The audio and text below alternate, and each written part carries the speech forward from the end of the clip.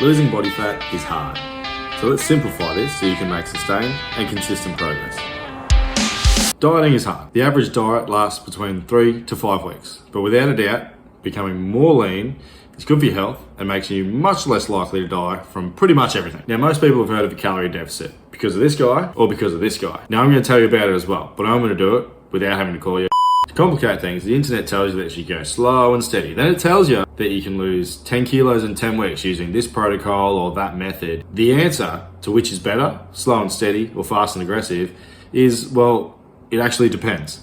And you're gonna hear me say that a lot in this video. So what is a calorie deficit? Calorie deficit is when you eat less calories than you burn in a day, or your maintenance calories. That's the amount of calories you need to maintain your body mass. So how many calories is maintenance? It's actually a fairly complex calculation, but if you use my calorie calculator down below, all you need to do is enter your height, weight, age, and activity level, and it'll do the rest for you. Basically, if you eat less than your maintenance, you're gonna lose weight.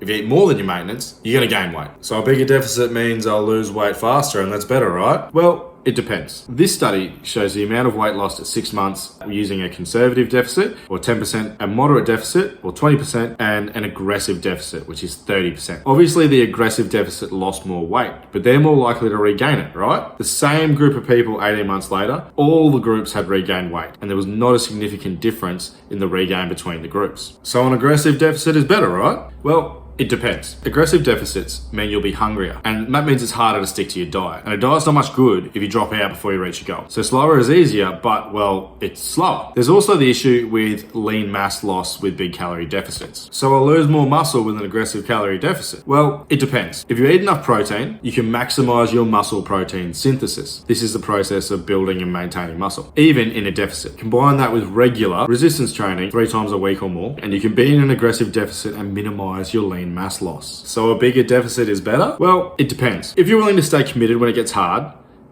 and put up with being pretty hungry most of the time and eat 2.4 grams per kilogram of protein per day, easier said than done on a 30% deficit, and do resistance training 3 or more times a week, then yes, your results will be impressive. The catch is, most people can't do that. And that's me included. Long-term adherence is always going to trump short-term effectiveness in terms of health outcomes. Let's think about these 2 scenarios. Scenario 1, you're hungry, you really can't eat out or socialize, you're constantly battling to eat enough protein, your energy levels and mood are probably pretty low, and your results are huge and fast. Scenario 2, you're mildly hungry sometimes, usually just before a large volume meal. You can eat out and be pretty relaxed about what you eat. You organically hit your protein goals most days without too much fuss. Your energy levels actually improve the longer you stay in this deficit. Your progress is slow but consistent. So which one sounds like the scenario that you can stick with for the next 6, 12, 18, even 24 months? So slow and steady is better. Well, it depends. If your goal is long-term health benefits and lifestyle change, then yes. If you want to make radical changes to your composition in a short space of time, maybe for an event or a beach holiday, then no. So in summary,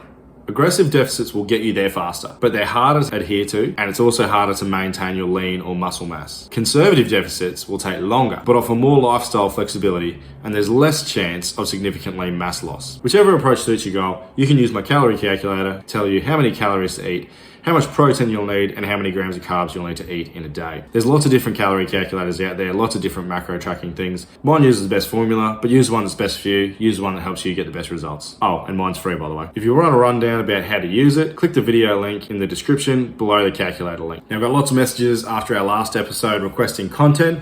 So I have a few episodes in the works around swimming, training with kids, high intensity versus low intensity training, walking for long runs, as well as the Yeppoon Triathlon preview and review. And I'm gonna have some special guests on board for that one as well. If you wanna know more about anything that you've heard, or you have a question you want me to answer, hit me up on my Instagram. This has been Iron Dad. I'll see you next time.